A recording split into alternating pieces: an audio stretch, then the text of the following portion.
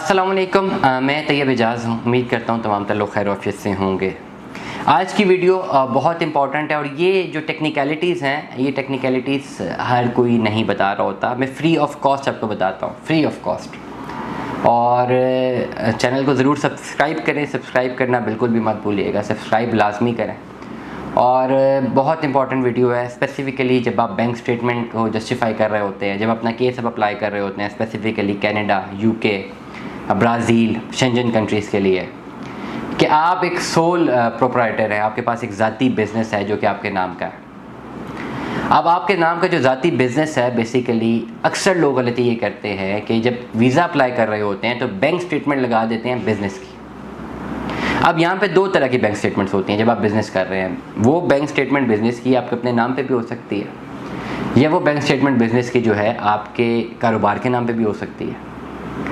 जब आपने एम्बेसी में बैंक स्टेटमेंट सबमिट करनी होती है, क्लैरिटी रखें कि वो आपके ज़ाती नाम की बैंक स्टेटमेंट हो। नंबर 1, आपके ज़ाती नाम की जो बैंक स्टेटमेंट है वो उसके आपके ज़ाती इंटरेस्ट में वो स्टेटमेंट होती है।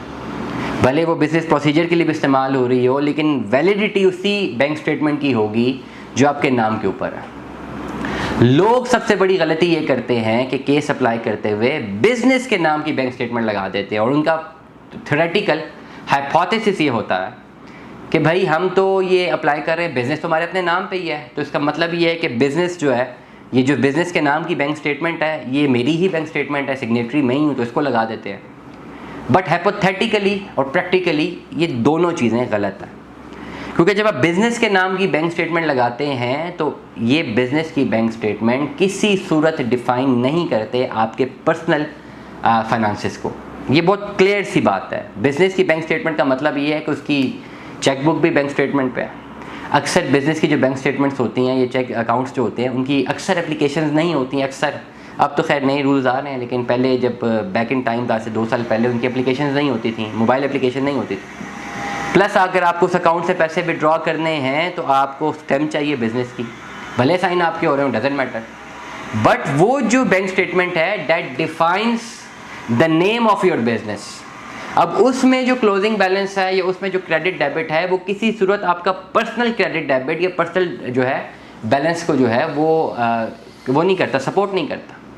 भले आप बोलते रहें कि पाकिस्तान के चैप्टर में अगर हमारे अपने नाम पे ही एक बैंक बिजनेस है, मेरे ही नाम पे वो बैंक अकाउंट है, तो उसके में जो पैसे पड़े उसका मैं ही मालिक हूँ। नो। और जब आप बिजनेस स्टेटमेंट लगाते हैं तो बड़ी क्लैरिटी के साथ आप उसको एक मौका दे देते हैं, जिसमें उसको ये समझने पे वीज़ा अफसर मजबूर हो जाता है कि भाई अगर इसका क्लोजिंग बैलेंस 30 लाख रुपए है तो बिजनेस स्टेटमेंट है। बिजनेस स्टेटमेंट में तो लायबिलिटीज़ भी हो सकती हैं। हो सकता है 30 लाख जो आपके इस बैंक में पड़ा है, जो बिज़नेस को वेरीफाई कर रहा है, ये आपके ऊपर 50 लाख रुपए की लायबिलिटी हो, आपने अपने वेंडर्स की पेमेंट्स देनी हो, और ये आपने शॉर्ट टर्म के लिए इस पैसे को होल्ड करके मुझे दिखा दिया है। बहुत सारे रीजंस मिल जाते हैं वीज़ा ऑफिसर को कि वो बिजनेस की बेस पे आपकी जो बैंक स्टेटमेंट आई है उसको रिजेक्ट कर दे, क्योंकि it does not comply with your personal finances. हाँ, आपका जो पर्सनल बैंक अकाउंट है जो कि आपके नाम के ऊपर है, भले आप उससे बिजनेस कर रहे हैं, बट येट उसमें जो क्लोजिंग बैलेंस है वो आपका, यू आर द ऑनर। कोई कानून आपसे वो पैसे नहीं छीन सकता आपके सिग्नेचर के बगैर। बट अगर आपने बिजनेस की बैंक स्टेटमेंट दी और बिजनेस के लेटर हेड पे बहुत सारे लोगों से कमिट किया हुआ या बहुत सारे चेक दिए हुए हैं, तो वो तो ओवरऑल कोई भी क्लेम कर सकता है पेमेंट्स। ये ओवरऑल एम्बेसीज के लूप होल्स होते हैं, आपके लूप होल्स होते हैं जो एम्बेसी देख रही होती है। स्पेसिफिकली जब आप यूके का विजिट वीज़ा अप्लाई करते हैं या ऐसी जगह का जहाँ पे बैंक स्टेटमेंट की बहुत ज़्यादा वेटेज है, और जब आप अपना बिजनेस कर रहे हैं और वही बैंक स्टेटमेंट लगाते हैं तो उसमें आप एक और जगह फंस जाते हैं जिसमें क्रेडिट डेबिट बहुत ज़्यादा होता है। 6 महीनों में बिजनेस स्टेटमेंट पे तो रोज़ाना क्रेडिट डेबिट हो रहा है। आप जब अपनी बैंक स्टेटमेंट इस तरह लगा के बेच देंगे जो कि आपके नाम के ऊपर होगी, क्रेडिट डेबिट ज़्यादा होगा, फिर अपने लिए प्रॉब्लम क्रिएट करते हैं कि इतने क्रेडिट डेबिट को कौन जस्टिफाई करता है। बिजनेस के इतने क्रेडिट डेबिट्स को आप जस्टिफाई नहीं कर सकते, ना उसको अपनी ओवरऑल परफेक्ट वैल्यू पे लगा सकते हैं, कि ना पर मंथ इनकम पे ले जा सकते हैं। तो ये छोटी छोटी गलतियाँ हैं जो कि आप लोग करते हैं, जिसकी वजह से आपके अकाउंट में करोड़ों रुपया पड़ा होता है और आपका वीज़ा रिजेक्ट हो जाता है। आप कहते हैं यार पैसे इतने पड़े हुए हैं, फिर भी वीज़ा रिजेक्ट कर दिए, और रीज़न बता दिए कि भाई बैंक स्टेटमेंट से मैं वो नहीं हूँ, जो है मैं सेटिस्फाइड नहीं हूँ।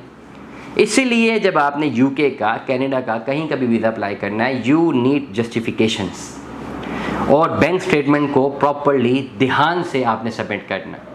उस हवाले से अगर आपको सर्विसेज चाहिए आप मुझसे रब्ता कर सकते हैं, इंशाल्लाह मैं आपको बेहतर रहनुमाई फराहम करूँगा।